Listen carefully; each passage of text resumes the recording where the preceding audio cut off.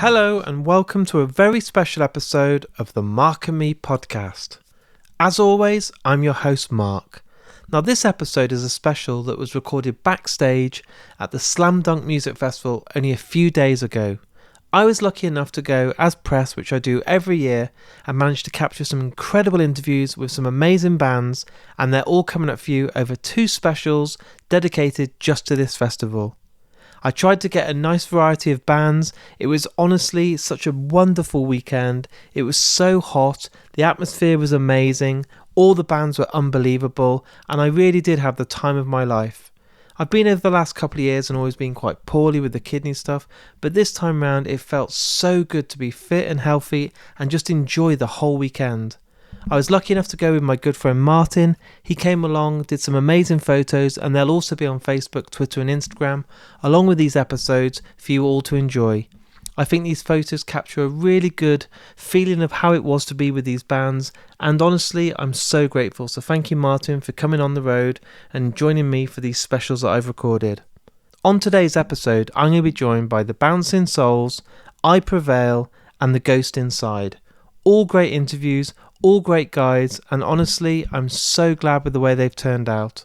So what I want to do first is give you the first interview with the Bouncing Souls. I'm joined by Pete and Greg, so here it is. Here's me and the Bouncing Souls talking all things music. Did you intimidate her? Her mother says you wouldn't let her use the phone. Were you intoxicated past the point of knowing what was going on? Better yet, don't forget, leave the keys on the TV set. Hoping you're gone from the corner bar. Here we are after dark. So I'm here with Greg and Pete from the Bouncing Souls. Both of you, welcome to the Mark and Me podcast. Thanks for having us. What I love to do with every guest that comes on the podcast is take it right back to the very start of your basically childhood. Oh. I love to know what that first album was you both bought, maybe with your pocket money or it was handed to you, that made you fall in love with music. You want to go first, Pete? You want to go first? I'll go Proper first. trip down like nostalgia lane today. I mean, if we're going to go to the earliest days of like just hearing the music that your parents are playing, we had Elton John's greatest hits record in our house. Classic. Crocodile Rock as a 5-year-old was like, of That's course, a good one. Yeah. You know, like I listened to that one over and over. Crocodile Rock, it connects with a 5-year-old for sure. The first one I remember is it's getting for Christmas the red and the blue the Beatles records. Oh my lord. Those two. Wow. And like that was like every great Beatles songs. Yeah. You know? I was probably like 8 or 9 and like That my mom is gave me those 2 some records. incredible foundation. Those Great are gifts. Great yeah. gifts. Those 2 are like ones that just over and over and over again, you know. And I still have them too. And the blue one, The same one? is on blue vinyl, which at the time, you know, Imagine like, how much money that would be worth now. I still have it, and Nice, Pete. I gotta look it up, you know. eBay. Yeah, eBay that shit. Yeah.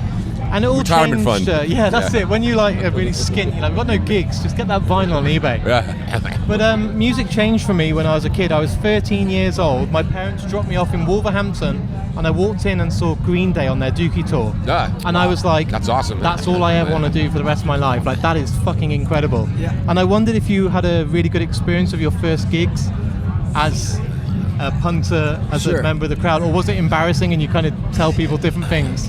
No, one of my first concerts I went to was Squeeze. Oh, fucking hell, that's amazing. That's one that also like totally like shaped me. Like I was like, oh, this is such a cool band, you know. Like I love the band in the first place, you know. For me, I was probably like, I don't know, 13 or 14, and a friend and his mom took us to see the Kinks on the pier in New York City. So it was Man. outside. So not only was it like the Kinks, but like the wild like rock and roll crowd that was there. I of course was like, I'd never experienced anything like it, you know, like. Do you so know, the like, whole thing was like a big experience. in my life, there's 2 bands I wish I'd always seen. I wish I'd seen Jeff Buckley live. I just would have killed to see that. Yeah. And the Kinks. Like, just imagine now. Or Tom Petty, that's someone else. Yeah. Like, I'd missed Yeah. out. Yeah. Never saw Tom Petty either. No. Me neither. I Yeah. never saw him. Yeah. It's like, Yeah. I regret it now. Like, why didn't I do it? Why did I like go to something else that night? Like, I should have gone. Yeah. What's the first one you said? Jeff Buckley? Jeff Buckley. Jeff Buckley. Yeah. And that reminds me, the Kinks did like a great fake out. They did the like first like 3 chords of Lola. Dun, dun, dun, dun, dun, dun, and the crowd went berserk, but then they didn't play the song. That's awesome. that kind of sums up like their. To me, they were always like that. Like they were kind of like a punk band. Yeah, it's total attitude. In the '60s and '70s, just like. I was reading on the way down here today that you guys host your own festival. Yeah, we do. It's in Asbury Park, New Jersey. We do it every year. It's called Stoked for the Summer. It's like a small festival. It's just the one-day thing that we do every year. That's awesome. Do you get to choose every band you want on the lineup? And Yeah.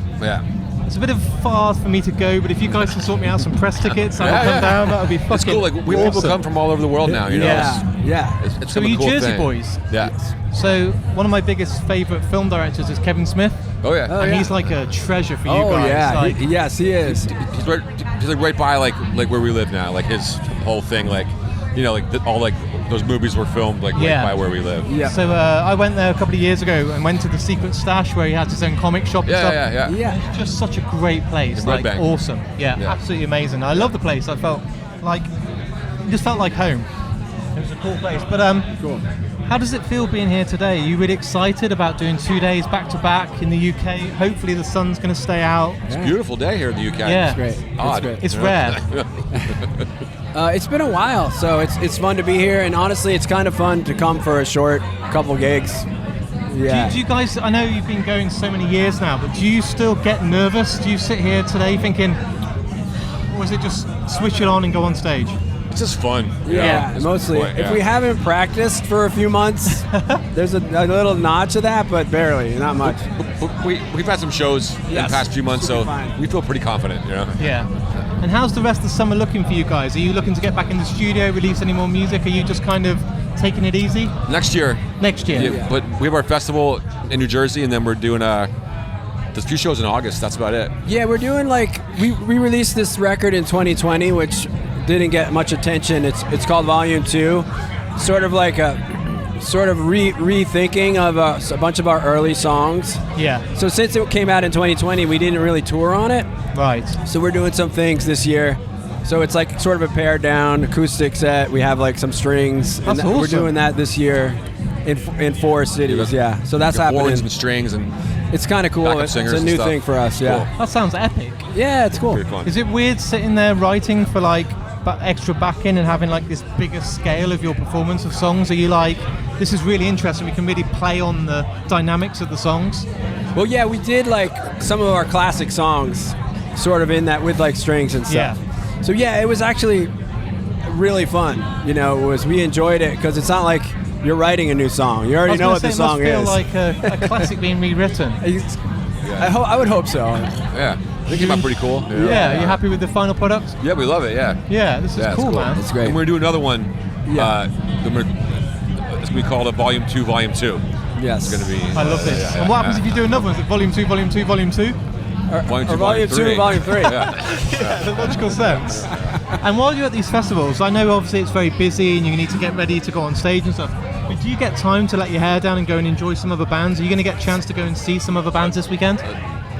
Snuff is playing right now. Yes. Yeah. It's a couple songs. We're gonna go back after this. Yeah, you're like, shut up, Mark. Let Old me finish. favorites, I just yeah. want to go and Trying watch to some listen to bands. the Snuff We're trying set to right we're now. trying to watch Snuff right now. Yeah, you're kind of just saying, yep, no, and just I can see you both like tuning into the song. Well, what I do on the podcast, and I'll make it quick so you guys get No, to go that's and enjoy That's stuff. all right. But what I do is I ask every artist that comes on to choose a song that means a lot to them, and then when this interview goes out on the podcast, the outro will be played of the song you choose. Nice. So it doesn't have to be anything by yourselves. Is there a song that you really love that you would love to be played out on this special today after this interview? Does it be like a rock song, or can it Do be you know anything? what? This is why I make it difficult. It can be any song in the history of music. Oh, I like that. I That's like easier, that. actually. Yeah. But it's the one that comes to your heart and soul first, because I think at the moment you might have 50 songs in your head. So Right, I want to right. know the one that rises to the top for you both. I have one that just, it's English themed. All right. The English Rose Yeah? by Paul Weller. The Jam? That's a great tune. It's a good one. It's you know, I think about that song when I'm here. Yeah. It's awesome. There's a song I sing with a kid all the time, like ever since he was born. Is like the song that kind of like if you can't go to bed or something, or if we're just like hanging out, like I sing the song to him. It's if you want to sing out, Cat Stevens. Oh, wow. If you want to sing out, you know that song? Yeah. Cat Stevens, I only discovered because of the film Almost Famous. You know, Okay. Cameron Crowe's Almost Famous. Oh, yeah. And I know it's like, I feel ignorant, but I was never a huge fan. I didn't know enough. And then the moment I heard it, I was like, who's that? I was Cat Stevens. Yeah. And then I spent months listening to everything. Yeah. Obsessed. Yeah, Like, this one, it's unbelievable. like That's a great song. You know that song? Yes. If you want to sing out, it's in that. It's so good. What's that movie from the '70s where the kid keeps like pretending to kill himself, and but it's like a comedy. Yeah. It's a dark comedy, but he does the whole soundtrack, and that song is like the main good. song in the whole movie, and I love it, it's like, always it's a stuck kid who with me. kills himself, but it's a comedy. I'm like, wow. What's like, that movie called? Somehow they made. I know what you're talking It'll come about. to you the moment we stop recording. Yes. Harold and Maude. So, There you go. there you go. Got it. Somebody's yelling at comedy listening of the out there kid killing at us. himself. Harold and Maude. Yeah, That's awesome. that's the one. Guys, I want to let you kind of watch a bit of Snuff and like get around and stuff, but I just want to say, when you guys come back over here, let's sit down and do a proper like half an hour Sounds good. detailed interview, stripping stuff back, because it's great at a festival. You get sort of 10 minutes. Yeah. It's nice to kind of introduce myself, but I'd love to sit down and do a deep dive into all your Absolutely. stuff. Next time I hope the around. set goes well. Have a great weekend, and I will Thanks. come and catch your set later today. Awesome. Thank you, Thank boys. you. Thank you for having us.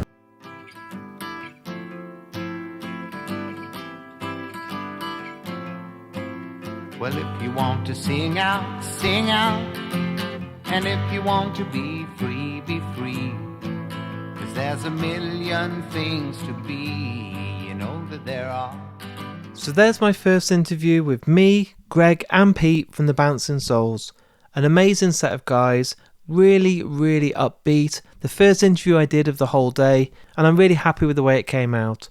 Also, I wasn't joking, so if you're listening back to this, Greg and Pete, send me over to Jersey and I'll cover your festival later in the year. Next up on today's episode is I Prevail, also an incredible band. This time round, I'm joined by Eric and Dylan. The band actually didn't have their main vocalist with them, he's been poorly, but they put on an amazing show and was one of the bands of the whole weekend. So here's me and I Prevail talking all things music.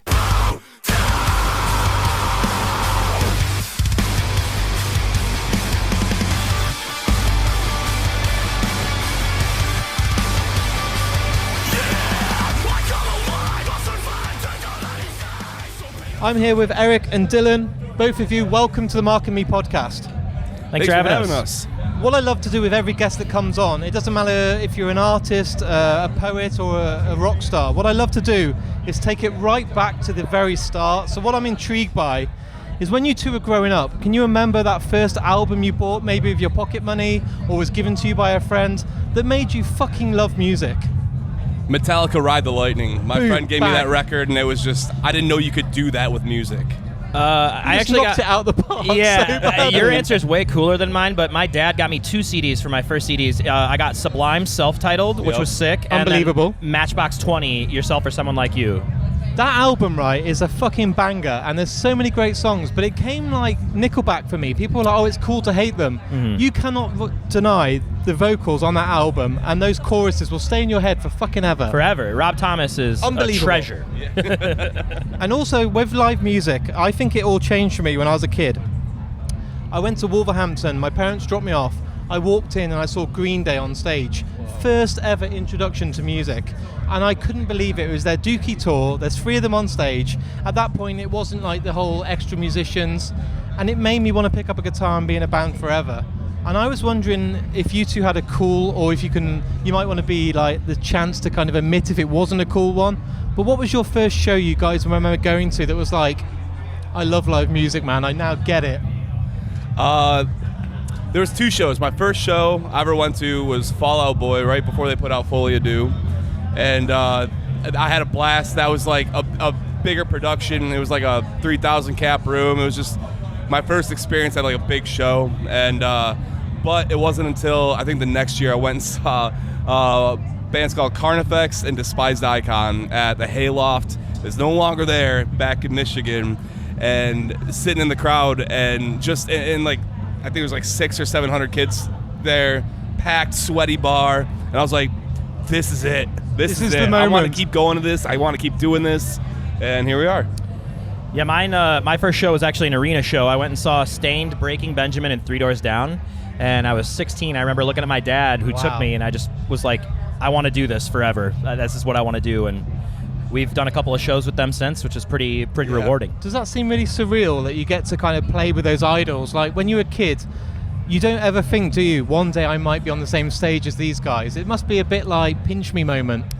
Definitely. We had one the other day where we were actually playing with Stained, and Aaron Lewis made fun of my haircut. So that's that was pretty surreal. I'm famous because he dissed me. Yeah. That's fucking awesome. We were all like, we got done playing, they got done playing, and me and Dylan are like, all right, they came to the green room once or twice to say hey and all that. Maybe we'll pop over there and say hey, nice show, and say hey and like hang out for a second. And as we're trying to like game plan how to go over there, he just rolls up into our green room and is like, hey, what's up? Your haircut's pretty stupid. No one's ever told you that? Yeah, he's like, I can't believe the guys in your band let you go out like that. But that is we a just kicked it cool for an thing hour. to claim. Like, I'm like, if I want to get dissed by someone, make it a famous person. Yeah. Absolutely.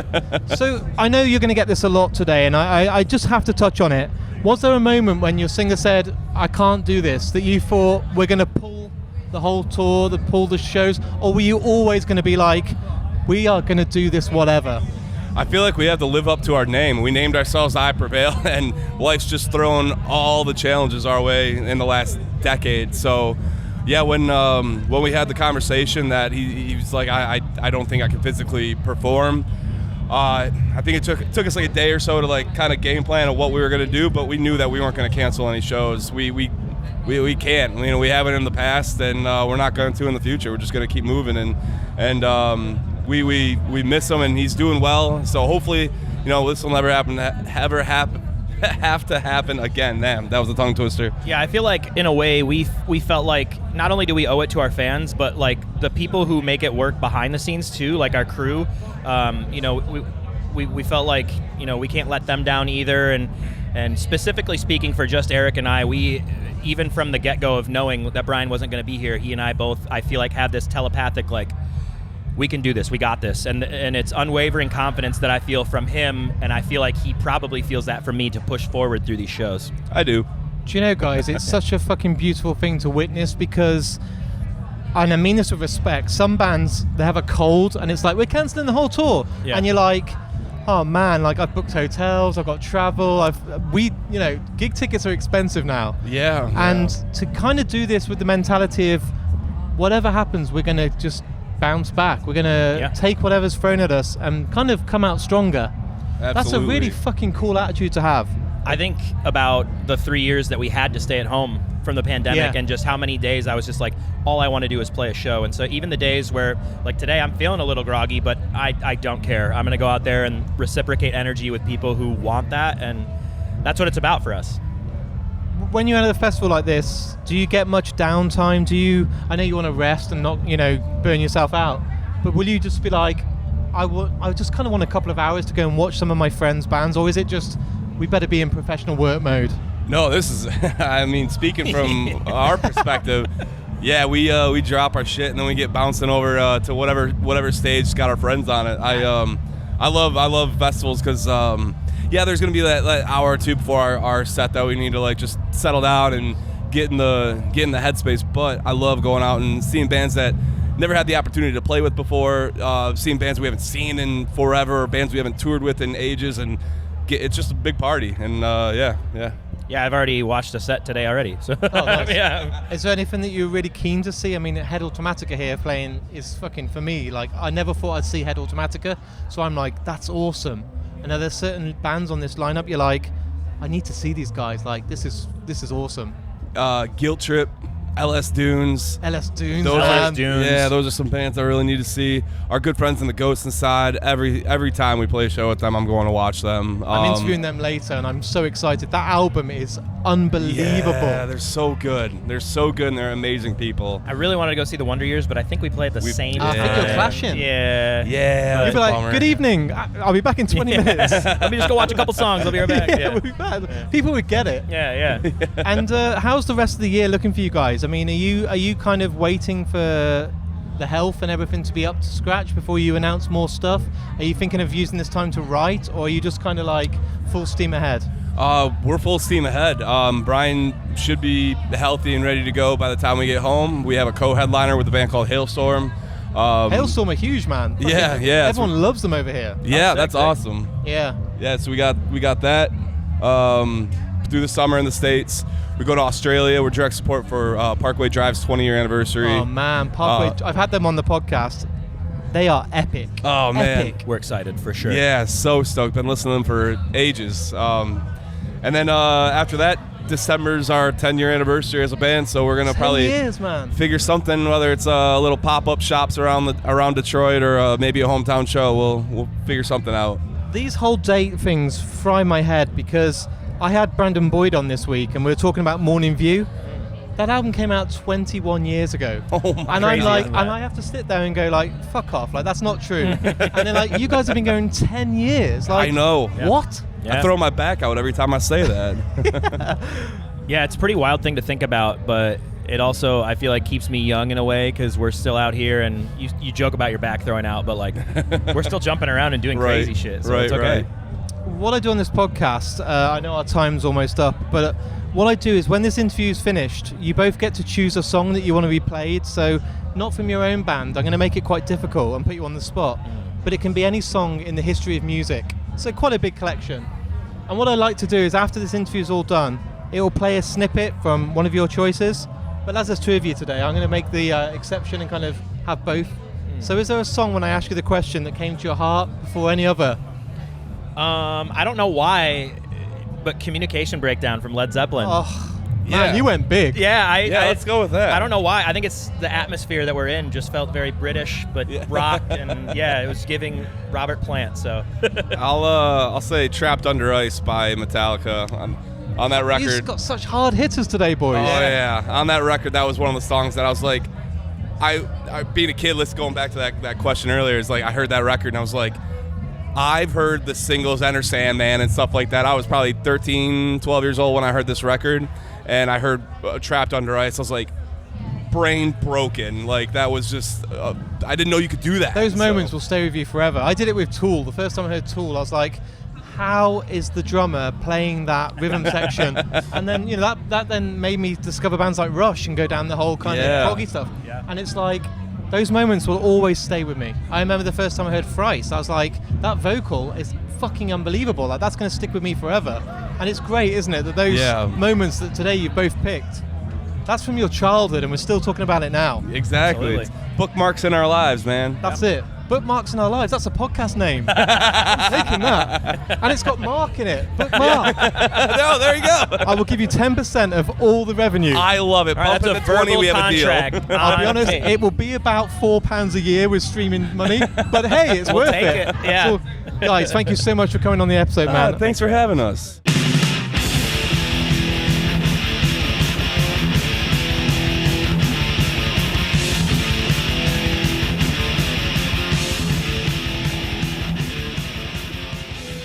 So there's my second interview out of the 3, and that was I Prevail. Thanks so much to Eric and Dylan for coming on. Incredible guys, an incredible band, and just so much fun to talk to backstage. One of the best bits of the whole weekend, and I absolutely love them, and I really can't wait to get them back on and talk more things with them when they're back in the country later on in the year. Now finally on today's episode, I'm joined by the Ghost Inside, Andy and Jonathan. These guys for me are one of the best bands on the scene right now. Not only that, their album for me is one of the best of the year. They're just absolutely phenomenal. This interview for me was one of the best of the weekend, and that's why I've kept it till the last one on today's episode. And also when you hear the song choice and the story behind it, you'll know why I've kept it till the end, and I kept to my promise to Jonathan. I won't spoil it, and I'll let you hear the interview and find out for yourself why. So here's me, Andy and Jonathan from the Ghost Inside, talking all things music.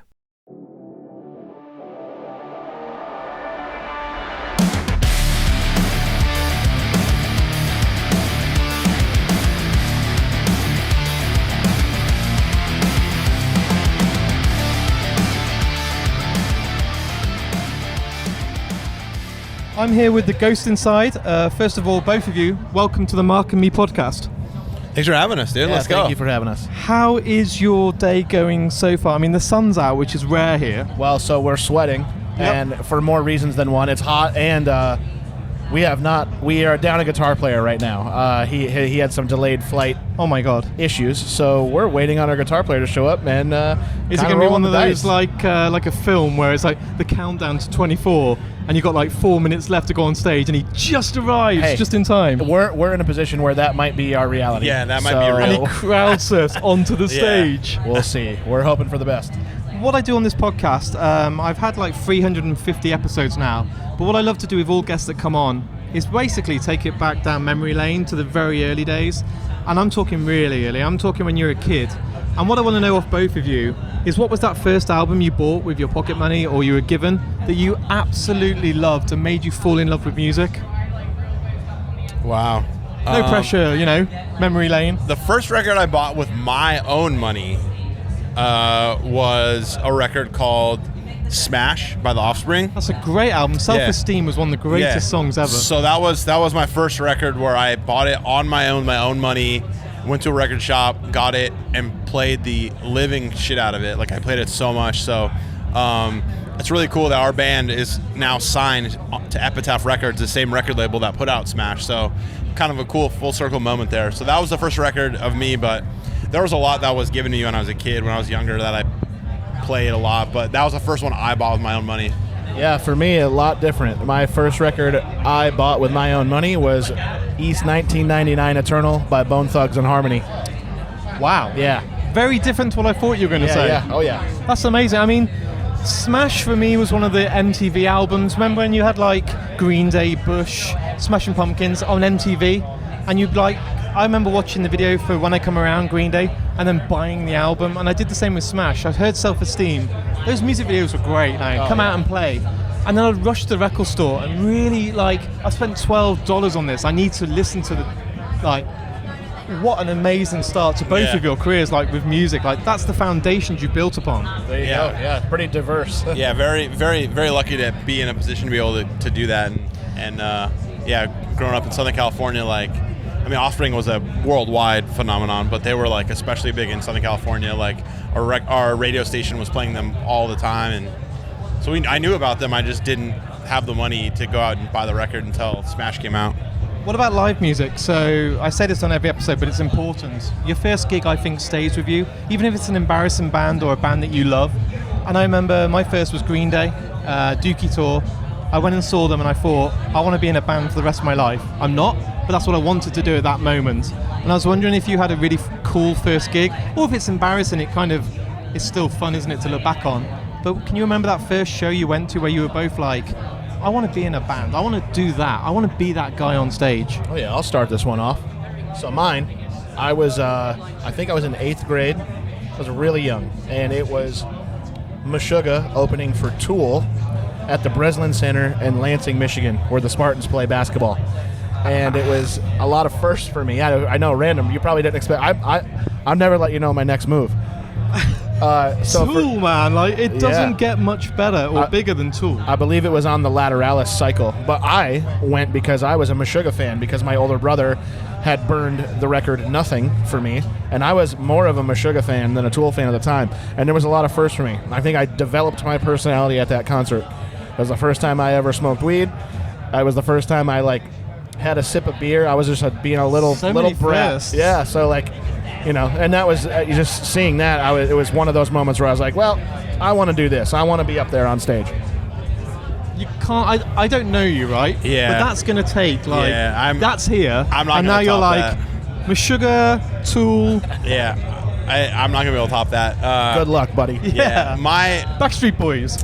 Oh wow! I had a lot of first concerts, but the first one I remember specifically that made me want to become a singer was, I grew up in a city that had a local teen center where the owner of the guy who ran the teen center was very in touch with the kids, and he knew what we liked and what we wanted, so he was booking bands, touring bands and stuff. So we had shows for $3 every other Friday. It was awesome.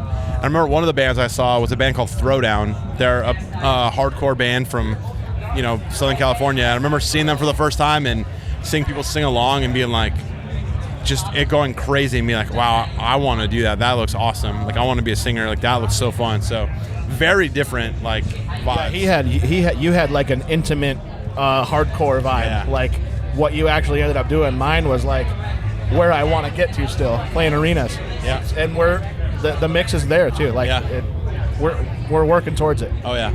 I know it sounds weird, but when I speak to bands, especially bands that have got a legacy or bands that have had a long time on the circuit, do you still get nervous? And I know that sounds a weird question because maybe you do and you hide it and you wear a mask on stage and you're like, I'm fucking loving this. But deep down, when you go on stage in a festival like this, you look at the poster, all these great bands, do you kind of take it all in and say, I'm going to go on there now and just enjoy this? Or are you always over kind of analysing yourself like, oh man, we really need to put on a great show and I hope it goes well? And well, for me personally, there's always a bit of that, like seeing these lineups and being like, wow, it's crazy that like my band, something that we've done is a part of this. So for me, there's always that, but I know that if I get too in my own head about it, I'll have a terrible show. Like, I'll overanalyze everything. I'll just be thinking about everything on stage and not having a good time in the moment. So for me, I try to go on stage with no reservations, no thoughts, just going out there being like, there could be 10 kids, there could be 10,000 people. Like, I'm going to play the same regardless. I'm going to have a good time and just let go with the flow. And that's helped me really get out of my shell and not really be like so like in my own head with things. Isn't that great that you can do that? Yeah, I'm very fortunate. I know that's not easy for everybody to just shut it off like that. How about you? Are you a bit more like, oh my god? Or you? I used to be, especially getting back to playing drums the way I have to play now with one leg. It was, for a while, like I felt this immense pressure to have to live up to what I used to be and what I was used to be capable of. But I've more so embraced like how it is now instead of then. And before festivals like Slam Dunk, there's like it's a pretty even balance, maybe even a 40-60, 40 being a little bit nervous or like anxious, but 60 being just like dialed in, my head's in the right spot, just put on a good show. And I think I'm more that now than anything. I'm more just have a good show, relaxed, with like just a tiny little sprinkling of nerves in there. We're to that point now, I feel like. I see that you guys have announced some UK shows, which is awesome. So this can be like a warm-up for your tour later on in the year. Yeah, I think we're announcing officially today or after tomorrow. Have I just revealed something? There's posters up around the festival. We're coming back in October with Boundaries and Gideon as support. Amazing. And, we're super stoked to come back and play some more shows here. We knew we didn't want. We're so thankful to play Slam Dunk, but we were like, man, we can't have that be the only time we come back. So glad we were able to make it work to come back in the fall. Do you know, guys, like, I'm not just saying this because you're here. At the moment, this year, I think it's one of the strongest for albums, and we're only in, like, May. There's some absolutely incredible stuff. I'm not just saying this. I spoke to Chris, my friend, the other day. Your album, genuinely, it's at the moment 1, maybe 2 album of the year. Like, fucking flawless. Thank you so much. Like, unbelievable. Thank you. That really means it's between you and Casey Musgraves. So that shows my diversity of music. Yeah, we'll take that. Yeah. That's a beatdown. That's good company, man. It's good company to be in. Seeing the feedback, it's been overwhelmingly positive, and it's very exciting to finally play the new stuff. It's an album that shut the trolls up. There's no one slagging you guys off. It's fucking awesome, man. I think once everyone heard the record in its entirety, they figured out that the context of it works. We also had our tour we just finished up in the States. We played the 4 singles we released on it, and all of the bands we toured with were like, hey, you know what? When you guys play the new songs mixed with your other songs in the set, they're like, it totally works. It's you guys. And I don't know, I think people are they get so hyper-focused on something, and then there's an echo chamber of negativity for a second. I knew that if we just waited it out, it was going to be positive feedback. And isn't it awesome to then bring those new songs into the set list? Yes. You guys are going to be more hyped to play them because it's 100%. new. It's like exciting to see how the crowd go down. Yes. You've sat on these songs for a while. Oh, yeah. So then you get to go out there and go, right, we're going to play some new stuff. But then the bands and the fans start seeing it and singing along, and you're like, this feels refreshing. Yep, it's very much that. We're playing 3 new ones today off the record. I don't think we've played any of them in UK yet, have we? I don't think we have, no. Yeah. So, yeah, it's exciting to be able to, like Andrew said, play this new stuff and have it go over as well as it has been, like having people sing along and just really vibe with the record. Like, we knew what the record was when we were putting out songs, and we knew that going from Earn It to Death Grip to Wash It Away to Split, we knew those were going to be really jarring. Oh, man, I'm like, Totally intentional. And that was all for intention. Like, it was all purpose. Yep. Like, that was all part of the record and part of the search and like the ups and downs, lefts and rights, U-turns of the record. So it I understand why people were jarred at first. Like, what is happening? Like, this is crazy. But hearing the record, like, people understand it, people get it. It's the reception's been really good for the record. Yeah, we needed to shake things up and let people know that we're not just doing one thing. Like, we're gonna hit you with this and then that, and you're gonna go, wait, hold on a second, what's on this record? And then when you hear the record, it all makes sense. When we're at festivals, I understand like there's pressure of time, and everyone's like, you got 10 minutes with this band. When you guys come back to the UK, I would love to sit down and do a deeper dive into your music, into your songwriting. Yeah, easy. If you guys want to sit down and do like a proper hour, we'll get it on YouTube, we'll film it, we'll do it properly. Yeah, sure. I know you guys manage it well, so we'll make it happen. Perfect. Cool. Awesome. Before I go, because I'm getting people going like, stop. What I do on this episode, and all episodes, is I ask the artists that are coming on to pick a song that means a lot to them. But you can choose any song in the history of music to be played after our interview today. So I'm putting you on the spot. I know there's like a lot of songs in the history of music, but what's the song that means a lot to you that you would love to be played at the end of today's episode? Tough, isn't it? Wow, that's a tough one. You've got like 1,000 songs in your head now, and you're like, which one do I pick? Jeez, that's a tough question. What I normally say, because it's so difficult, especially musicians are like, just pick the song that came into your head first. And if it's crazy and doesn't make sense, there was a reason why it happened and came to you. For me, I'm going to say Pride and Joy by Stevie Ray Vaughan. Oh, nice. Because that was my dad's favorite artist, and that was the household I grew up in. He cultivated my love for music, and he was a big blues guy, played guitar, and that song is important to me because I lost my father a few years back, and it's that one's a big one. So Stevie Ray Vaughan for me. Let's dedicate this to your dad, man. Let's go. Yeah. Can you top that? A song that means a lot to you? No, I'm out. That's it. That's the song. That's like the most beautiful ending to it. Like, it's an ode to him. When I do these specials, I have like 3 or 4 bands on each special, because otherwise it's like 2 hours long. I'm going to finish, I guarantee this and give you my word, I'm going to finish your interview on the special that I do for Slam Dunk. I'm going to play that for your dad to finish the whole special off. I love that. Incredible. That means a lot. Thank you. Thank you. So there it is. There's my final interview with the Ghost Inside. Andy and Jonathan were unbelievable guests, and I really can't wait to get them back on also. You heard why I kept this interview till the end, and it means a lot that we can dedicate this episode to Jonathan's father. And in a moment you'll hear the song in its entirety, as I promised to Jonathan. What a great band. Like I said at the start, please check out their album. It's absolutely unbelievable, and another band I'll be getting on as soon as I can. I've really enjoyed Slam Dunk, and it's been an amazing experience. Some of the best moments were catching up with Sappenin backstage. I love those guys, Sean and Morgan. Sean really does make the press tent really lively, has so much energy, and makes it so much fun to do the podcasting backstage. Also, Funeral for a Friend. They came with a new singer, Lucas from Holding Absence, a good friend of the podcast, and he blew everyone away. Anyone that had any doubt about that band having a different singer were completely shocked, because he was unbelievable, and it was one of the performances of the weekend.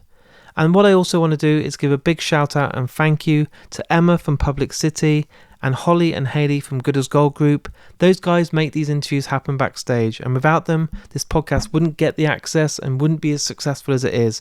It really means so much to me that you trust in me to work with your artists at each and every festival, and I hope I've done you all proud on today's episode. If you're new to Mark and Me and you've just discovered this podcast from going on Slam Dunk, I hope you stick around, because there's 350 episodes in there waiting for you to listen to, with people from all different walks of life. And if you've enjoyed today's episode, please go on Facebook, Twitter and Instagram and share it. Also, I do have a Patreon. It's the only way I can keep this podcast going. So if you've enjoyed today's episode, there's a link on markandme.com. If you sign up on there for as little as £2 a month, all that money goes back into the podcast and allows me to go out there and record more interviews for you guys at home, especially at festivals which cost money to get to, and travelling all around the UK to do interviews to make more podcasts for you guys at home. Also, before I go, I just want to give a big shout out to the sponsor of the podcast, Richer Sounds. Without those guys, I couldn't do this podcast. So thank you so much for sponsoring me each and every month. And if you're in the market for a new home cinema surround sound system, a record player, a TV, go on richersounds.com and check those guys out. Now, I do have a second part to this podcast coming out, and it will only be less than 24 hours till you can hear it. And there's 3 new bands on there with loads of interviews and so much more to share with you. So it won't be long till then. So until then, look after yourself, go and listen to the Bouncing Souls, I Prevail and The Ghost Inside, and I'll speak to you all very soon.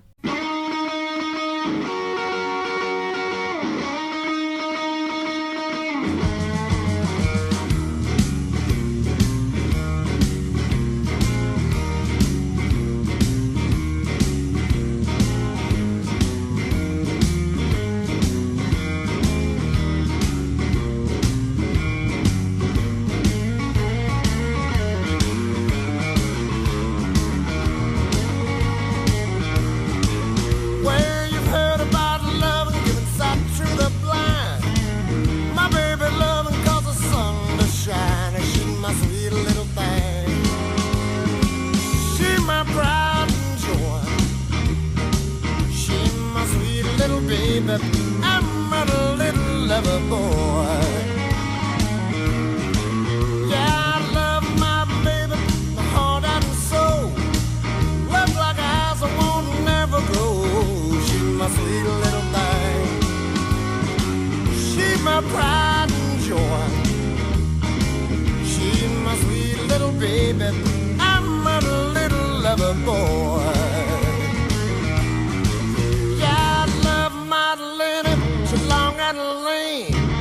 You mess with her, you'll see a man get mad. She's my sweet little thing. She's my pride and joy.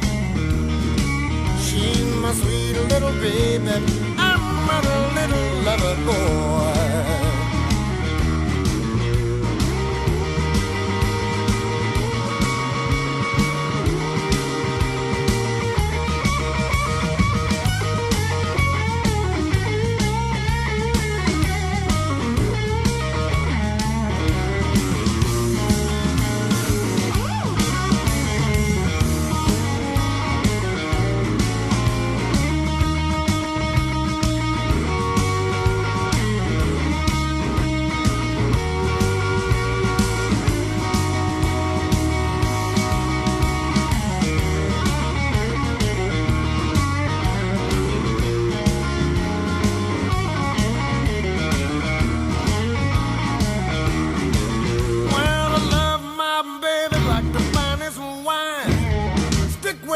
Until the end of time, she's my sweet little thing.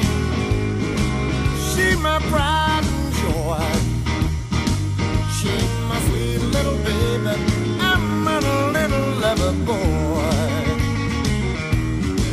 Yeah, I love my baby, my heart and soul.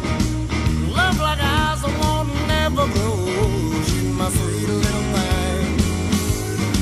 She's my pride and joy. She's my sweet little baby. I'm a little lover boy.